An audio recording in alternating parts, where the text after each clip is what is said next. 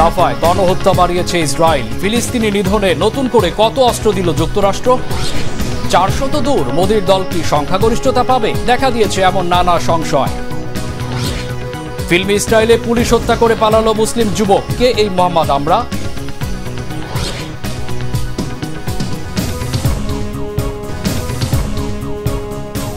আসসালামু আলাইকুম, দেখছিলেন বাংলা ভিশন ওয়ার্ল্ড নিউজ। শিরোনাম: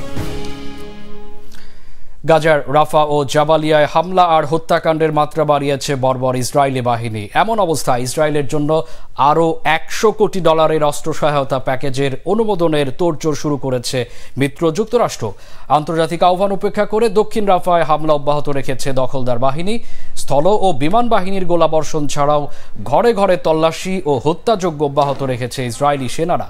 বুধবার সকাল পর্যন্ত 24 ঘন্টায় অন্তত 82 জনকে হত্যা করা হয়েছে বলে দাবি করেছে ফিলিস্তিনের স্বাস্থ্য মন্ত্রণালয়, যা গত কয়েক সপ্তাহের ইসরায়েলের হামলায় গাজায় একদিনে সর্বোচ্চ মৃত্যু নজির। রেড ক্রিসেন্ট সোসাইটির ফিলিস্তিন শাখা জানিয়েছে, গাজার উত্তরাঞ্চল জাবালিয়ায় ইসরায়েলি বাহিনীর ব্যাপক গোলাবর্ষণে হতাহতের মধ্যে অনেক শিশুও রয়েছে। জাবালিয়ায় দখলদার বাহিনীর আগ্রাসন প্রতিরোধে পাল্টা জবাব জারি রাখার ভিডিও প্রকাশ করেছে হামাস। আপত্তি সত্ত্বেও হামাসের প্রতি সমর্থন অব্যাহত রাখার স্পষ্ট ঘোষণা দিয়েছেন তুরস্কের প্রেসিডেন্ট রিসেপ তাইপ এরদোয়ান। আঙ্কারায় সংসদীয় কমিটির বৈঠকে তিনি এই ঘোষণা দেন। এদিকে ফিলিস্তিনের গাজায় 7 মাসের বেশি সময় ধরে বর্বর হামলা অব্যাহত রাখার পরও ইসরায়েলকে $100 কোটি অস্ত্র সহায়তা দেওয়ার প্রস্তুতি নিয়েছে যুক্তরাষ্ট্র। অস্ত্র সহায়তা প্যাকেজটি অনুমোদনের আবেদন কংগ্রেসে পাঠানো হয়েছে বলে নিশ্চিত করেছে মার্কিন পররাষ্ট্র দপ্তর।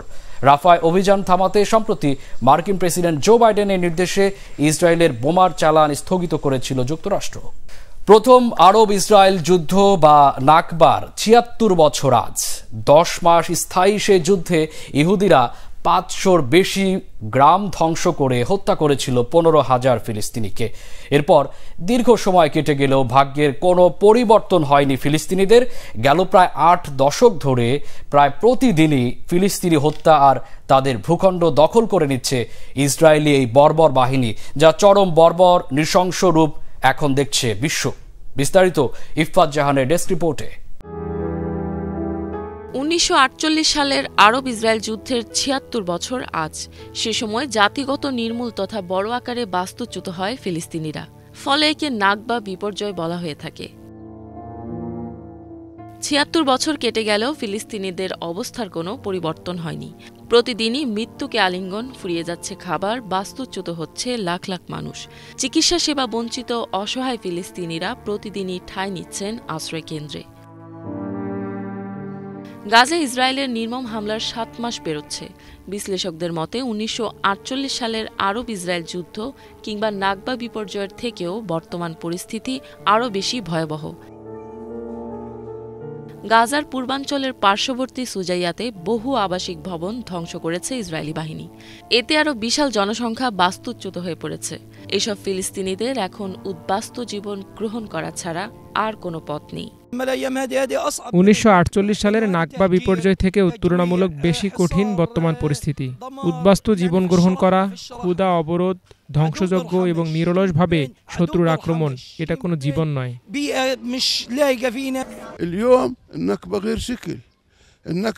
আজকের বিপর্যয় ভিন্ন। ইসরায়েলের নির্বিচার হামলায় নারী এবং শিশুরা মারা যাচ্ছে। তারা শুধুমাত্র সশস্ত্রদের টার্গেট করছে না, অসহায় বেসামরিক নাগরিকদেরও টার্গেট করছে।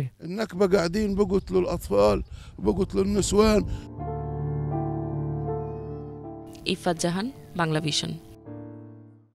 400 তো দূরে থাক, 300 আসন বা সংখ্যাগরিষ্ঠতা পাবে কিনা তা নিয়ে দেখা দিয়েছে প্রশ্ন আর সংশয়। বলছি ভারতে চলমান লোকসভা নির্বাচনে ক্ষমতাসীন দল বিজেপি জোটের কথা। আপ কি বার 400 পার, অর্থাৎ এবার লোকসভা নির্বাচনে 400-রও বেশি আসনে জয় পাবে ভারতের বিজেপি জোট। নির্বাচন শুরুর আগেই এমন স্লোগান দিয়েছিলেন খোদ দেশটির প্রধানমন্ত্রী নরেন্দ্র মোদী। কিন্তু ভারতে 7 দফার নির্বাচনে 4 দফার ভোট নেওয়া শেষে এখন পরিস্থিতি ভিন্ন দিকে মোড় নিতে শুরু করেছে বলে মনে করছেন ভারতের প্রায় সব রাজনৈতিক পর্যবেক্ষক ও বিশ্লেষকরা। বিস্তারিত মীর ফজলে রাব্বি রিপোর্টে। ভারতে চলছে লোকসভা নির্বাচন। প্রধানমন্ত্রী নরেন্দ্র মোদীর দল বিজেপি আশা করছে এবার 400 আসনের বেশি পেয়ে তারা আবারও সরকার গঠন করবে। কিন্তু আসলেই কি তেমনটা হবে, নাকি নিজেদের পতন ঠেকাতে ভোটারদের সামনে ধোঁয়াশা সৃষ্টির চেষ্টা চালাচ্ছেন তারা? নির্বাচনের মাঝামাঝি পর্যায়ে এসে বিজেপির এমন আশাকে রীতিমতো দুরাশাই বলছেন ভারতের প্রখ্যাত সিফোলজিস্ট বা নির্বাচন বিশেষজ্ঞ যোগেন্দ্র যাদব। সিফোলজি হল নির্বাচনের ইতিহাস, ভোটারদের ডাটা ও প্রার্থীদের প্রচারণার ধরন বিশ্লেষণকারী গবেষণা, যা নির্বাচনের ভবিষ্যৎ ফলাফল অনুমান করতে পারে। ভারতের নির্বাচন নিয়ে জরিপ ও জনমত সমীক্ষা করার বিষয়ে যোগেন্দ্রের অভিজ্ঞতা প্রায় 30 বছরের। বিভিন্ন রাজ্য ঘুরে নিজের অভিজ্ঞতা ও গবেষণার আলোকে এমন মতামত দিয়েছেন তিনি। ভোটের আগে জনমত যাচাইয়ের জন্য তিনি একাধিক প্রতিষ্ঠানের সঙ্গে কাজ করেছেন। সম্প্রতি যোগেন্দ্র দাবি করেছেন ভারতের নির্বাচনে পাশা বদলানো শুরু হয়ে গেছে। বিভিন্ন রাজ্য ঘুরে তার মনে হয়েছে এবার বিজেপি সংখ্যাগরিষ্ঠতার জন্য প্রয়োজনীয় সংখ্যার চেয়ে অনেক কম আসন পাবে। ভারতের 543টি লোকসভা আসনের মধ্যে সংখ্যাগরিষ্ঠতার জন্য 272টি আসনে জেতা জরুরি। গত নির্বাচনে 303 আসন পেয়ে সরকার গঠন করেছিল বিজেপি। তবে যোগেন্দ্রের মতে এবারের নির্বাচনে 272 আসনের চেয়েও অনেক কম আসন পাবে বিজেপি। এমনকি শরিকদের নিয়েও এবার সরকার গঠনে ব্যর্থ হতে পারে দলটি। যোগেন্দ্রের গবেষণা বলছে শুধু মহারাষ্ট্রেই কম করে হলেও এবার 20টি আসন হারাতে চলছে বিজেপি। কর্ণাটকেও অন্তত 10টি আসন হারাতে পারে তারা। উত্তরাখণ্ড ও উত্তরপ্রদেশ মিলিয়ে মোট 85টি আসনের মধ্যে দলটি গতবার 69 আসন পেলেও এবার সেখানে 15টি আসন কমে যেতে পারে। এছাড়া হরিয়ানা, পাঞ্জাব, দিল্লি ও হিমাচল প্রদেশেও বেশ চাপে আছে বিজেপি। বিজেপির শক্তিশালী ঘাঁটি হিসাবে পরিচিত বিহারেও গিয়েছিলেন যোগেন্দ্র। পূর্ব ভারতের এই রাজ্য ঘুরে আসার পর তার মনে হয়েছে সেখানেও এবার ভরাডুবি হবে গেরুয়া শিবিরের। বিহারের 40টি লোকসভা আসনের 15টি হাতছাড়া হতে পারে তাদের। অর্থাৎ সব মিলিয়ে গতবার জয় পাওয়া আসনগুলোর মধ্যে প্রায় 100টি আসনই হারাতে পারে বিজেপি।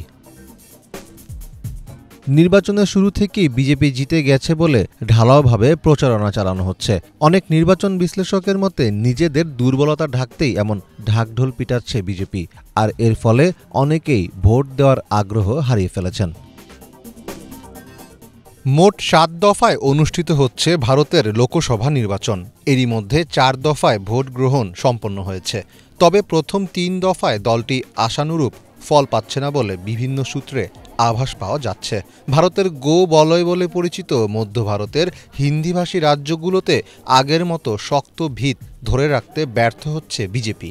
পর্যবেক্ষকদের মতে অনেকগুলো জেতা আসন এবার নিশ্চিতভাবেই হারাতে বসেছে নরেন্দ্র মোদীর দল।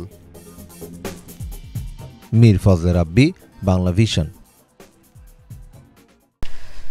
পাকিস্তান নিয়ন্ত্রিত কাশ্মীরে নিত্যপণ্যের মূল্যবৃদ্ধির প্রতিবাদে টানা 5 দিনের রক্তক্ষয়ী প্রতিবাদ বিক্ষোভ আর 3 জনের মৃত্যুর পর অবশেষে দাবি মেনে নিল দেশটির সরকার। ঘোষণা দিল অনুদানের টাকা দিয়ে কমানো হবে বিদ্যুৎ ও আটা ময়দার দাম। সে লক্ষ্যে 24 বিলিয়ন রুপির ভর্তুকি প্যাকেজ অনুমোদন দিয়েছেন পাক প্রধানমন্ত্রী শাহবাজ শরীফ। আর এরপরই প্রতিবাদ বিক্ষোভ মিছিল বাতিল করেছে স্থানীয় ব্যবসায়ীদের জোট Jammu Kashmir joint Awami action committee. বিস্তারিত হাফিজুল ইসলামের ডেস্ক রিপোর্টে। আটা, ময়দা, জ্বালানি সহ নিত্যপণ্যের দাম বৃদ্ধির প্রতিবাদে কিছুদিন ধরে উত্তাল পাকিস্তান নিয়ন্ত্রিত কাশ্মীর। সহিংস বিক্ষোভ থামাতে ভর্তুকি প্যাকেজ অনুমোদন দিয়েছে ইসলামাবাদ। 24 বিলিয়ন রুপি অনুদানের সরকারি সিদ্ধান্তের পর বিক্ষোভকারীদের পক্ষ থেকে এলো প্রতিবাদ মিছিল প্রত্যাহারের ঘোষণা। পাকিস্তানে সরকারি ভর্তুকি বন্ধের কারণে এখন আকাশছোঁয়া বিদ্যুৎ ও পেট্রোলিয়াম পণ্যের দাম। নতুন কর জারি করেছে দেশটির সরকার। এসবের প্রতিবাদে গত শনিবার ধর্মঘটের ডাক দেয় ব্যবসায়ীদের সংগঠন Jammu Kashmir joint Awami action committee. আটা, ময়দা ও বিদ্যুতের মতো দরকারি জিনিস কিনতে হিমশিম খাচ্ছে পাকিস্তান নিয়ন্ত্রিত কাশ্মীরের জনগণ। এসব নিয়ে সাধারণ মানুষের মনে বিরাজ করছিল তীব্র ক্ষোভ। দাবি মেনে নিয়ে শাহবাজ সরকারের জরুরি অর্থনৈতিক সাহায্য ঘোষণাকে জনতার জয় বলে মনে করছেন স্থানীয়রা। যেসব দাবি আদায়ের জন্য আওয়ামী অ্যাকশন কমিটি ব্যবসা প্রতিষ্ঠান অবরোধ ও হরতাল ধর্মঘট পালন করেছিল, পাকিস্তান সরকার সেসব দাবি গ্রহণ করেছে। বিদ্যুতের চার্জ ও ময়দার দামে ভর্তুকি হিসেবে আজাদ কাশ্মীর কর্তৃপক্ষকে ত্রাণ হিসেবে বড় পরিমাণে অর্থ অনুমোদন করেছে কেন্দ্র সরকার। এমন অনুদানের জন্য আমরা সরকারের কাছে কৃতজ্ঞ। আওয়ামী অ্যাকশন কমিটিকে তাদের জোর চেষ্টার জন্য ধন্যবাদ জানাই। এই বিষয়টিতে সাধারণ মানুষের সাফল্য প্রমাণিত হয়েছে। বিক্ষোভ দমাতে বন্ধ করে দেয়া হয়েছিল অত্র অঞ্চলের মোবাইল সেবা ও গণপরিবহন চলাচল। সোমবার পাকিস্তান নিয়ন্ত্রিত কাশ্মীরের রাজধানী মুজাফফরাবাদে মোতায়েন করা হয় আধাসামরিক বাহিনী। পাকিস্তানি রেঞ্জার্সের গুলিতে ঘটে হতাহতের ঘটনা। তবে আন্দোলন দমাতে সহিংস পদক্ষেপ নেওয়া ঠিক হয়নি বলে মনে করেন স্থানীয় আইনসভার বিরোধী দলীয় নেতা। রাষ্ট্র হলো মায়ের মতো, জনসমাগম নিষিদ্ধ করে দেশের জনগণকে দমন করা উচিত নয়। শক্তি প্রয়োগ না করে রাষ্ট্রের উচিত জনগণকে সুবিধা প্রদান করা। আওয়ামী অ্যাকশন কমিটি জোটের প্রধান শওকত নওয়াজ মীরের বিক্ষোভ প্রত্যাহারের ঘোষণার মধ্য দিয়ে আপাতত থেমেছে পাকিস্তান নিয়ন্ত্রিত কাশ্মীরের চলমান সহিংসতা। আর্থিক অনুদানের মাধ্যমে আটা, ময়দা ও বিদ্যুতের দাম কমলে সাময়িক স্বস্তি পাবে স্থানীয় বাসিন্দারা। তবে অতি দ্রুতই শাহবাজ প্রশাসনকে খুঁজতে হবে এসব সমস্যার স্থায়ী সমাধান। হাফিজুল ইসলাম, বাংলা ভিশন। ভয়ঙ্কর শীতল লাভা ও বন্যায় ইন্দোনেশিয়া নিহতের সংখ্যা বেড়ে 57 জনে পৌঁছেছে।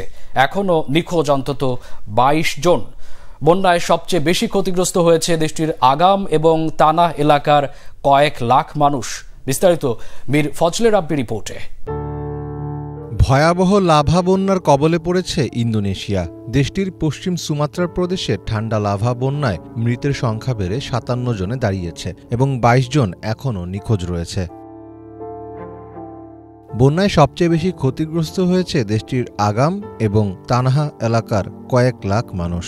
বন্যার কারণে রাস্তাঘাট যেন নদীতে পরিণত হয়েছে। বেশ কিছু এলাকায় মসজিদ এবং ঘরবাড়ি ক্ষতিগ্রস্ত হয়েছে। আগ্নেয়গিরির শীতল লাভা লাহার নামেও পরিচিত। আগ্নেয়গিরির ভেতরে থাকা ছাই, বালু এবং নুড়ি পাথর বৃষ্টির কারণে আগ্নেয়গিরির বাইরে নেমে আসে। তখন পরিস্থিতি আরও খারাপ হয়ে ওঠে।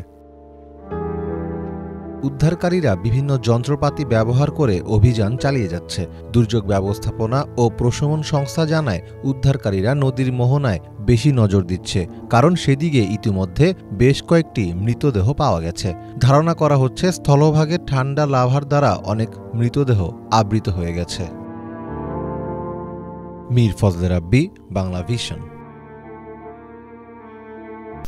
কৃষি উৎপাদন বাড়াতে কৃষকদের প্রায় 8.32 ট্রিলিয়ন মার্কিন ডলার সহায়তা দিয়েছে চীনা সরকার। গবেষণা ও প্রযুক্তির ব্যবহার করে উচ্চ মানসম্পন্ন কৃষি জমি প্রস্তুত এবং কৃষিজাত পণ্যের স্থিতিশীল সরবরাহ নিশ্চিতে এই অর্থ ব্যয় করা হচ্ছে।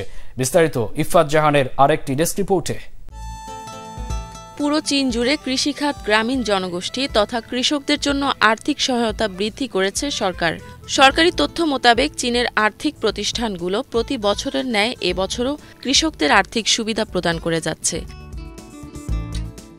বীজ রোপণের আগে গবেষণা এবং প্রযুক্তির ব্যবহার করে উচ্চ মানসম্পন্ন কৃষিজমি প্রস্তুত এবং প্রধান কৃষিজাত পণ্যের স্থিতিশীল সরবরাহ নিশ্চিত করতে কাজ করছে দেশটি। জাতীয় অর্থ নিয়ন্ত্রক প্রশাসনের তথ্যানুযায়ী প্রথম ত্রৈমাসিকের শেষে দেশটিতে কৃষি সংক্রান্ত ঋণের মোট পরিমাণ ছিল 7.19 ট্রিলিয়ন ইউয়ান, যা প্রায় 8.32 ট্রিলিয়ন মার্কিন ডলারের সমপরিমাণ। মৌলিক কৃষিজমি প্রস্তুতে বছরে ঋণের পরিমাণ 29.8% এবং কৃষিজাত পণ্য উৎপাদনে 21.46% বৃদ্ধি পেয়েছে। বন, পশুপালন এবং মৎস্য চাষে বছরের ঋণ 14.7% বেড়েছে। এই পরিসংখ্যান ঋণের প্রবৃদ্ধির হারের চেয়ে বেশি। এগ্রিকালচারাল ব্যাংক অফ চায়না এবং postal savings bank of China সহ অন্যান্য ব্যাংকগুলো আর্থিক সুবিধা প্রদানে অগ্রাধিকার দিচ্ছে কৃষিখাত এবং কৃষকদের।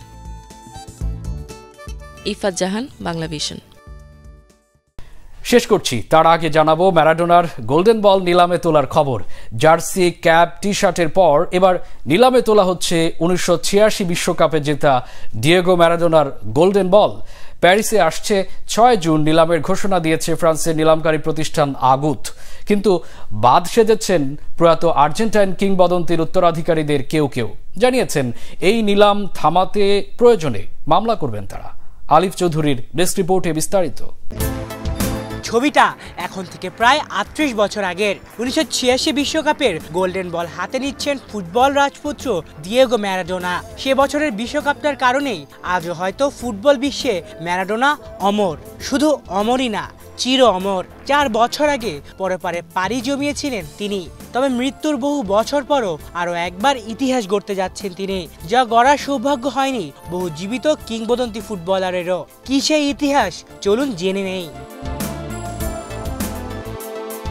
মূলত 1986 বিশ্বকাপ এক বিশেষ রকমের তাৎপর্য বহন করে ফুটবল ভক্তদের কাছে, বিশেষ করে আর্জেন্টিনা ফুটবল দলের সমর্থকদের হৃদয়ে। সে বিশ্বকাপের কোয়ার্টার ফাইনালেই তিনি ফুটবল ইতিহাসের শতাব্দী সেরা খ্যাত গোলটি করেছিলেন। মূলত নিজের একা হাতেই সেবার বিশ্বকাপের শিরোপা আলবিসেলেস্তেদের জিতিয়েছিলেন ম্যারাডোনা, যার সুবাদে তিনি পেয়েছিলেন সেই বিশ্বকাপের গোল্ডেন বলের পুরস্কারটি। এবার সেই গোল্ডেন বলটি উঠতে যাচ্ছে নিলামে, তাও ম্যারাডোনার মৃত্যুর পর। মূলত এর আগে কখনোই কোনো ফুটবল বিশ্বকাপের গোল্ডেন বল নিলামে ওঠার ঘটনা ঘটেনি। আগামী মাসের 6 তারিখ ফ্রান্সে ম্যারাডোনার সেই গোল্ডেন বলটি তোলা হবে নিলামে, এমনটাই জানিয়েছে আগুতেস নিলাম কমিটি, যার মাধ্যমে প্রথমবারের মতো কোনো ফুটবল বিশ্বকাপের গোল্ডেন বল নিলামে তোলা হবে। তবে এখনও সেই ট্রফিটির মূল্যমান নির্ধারণ করেনি নিলাম আয়োজক কমিটি, যদিও তারা এই নিলামে গোল্ডেন বলটির জন্য কয়েক মিলিয়ন ইউরো আশা করছেন। 1982 বিশ্বকাপ থেকে এই টুর্নামেন্টের সেরা খেলোয়াড়কে গোল্ডেন বল দেওয়ার রীতি চলে আসছে, যে ট্রফি বিজয়ীদের তালিকায় রয়েছে একাধিক কিংবদন্তিদের নামও। তবে সর্বকালের সেরা খ্যাত ফুটবলার লিওনেল মেসি একমাত্র সেই পুরস্কার পেয়েছেন একাধিকবার। আলিফ চৌধুরী, বাংলা ভিশন। এই ছিল আজকের মতো, সাথে থাকার জন্য অসংখ্য ধন্যবাদ।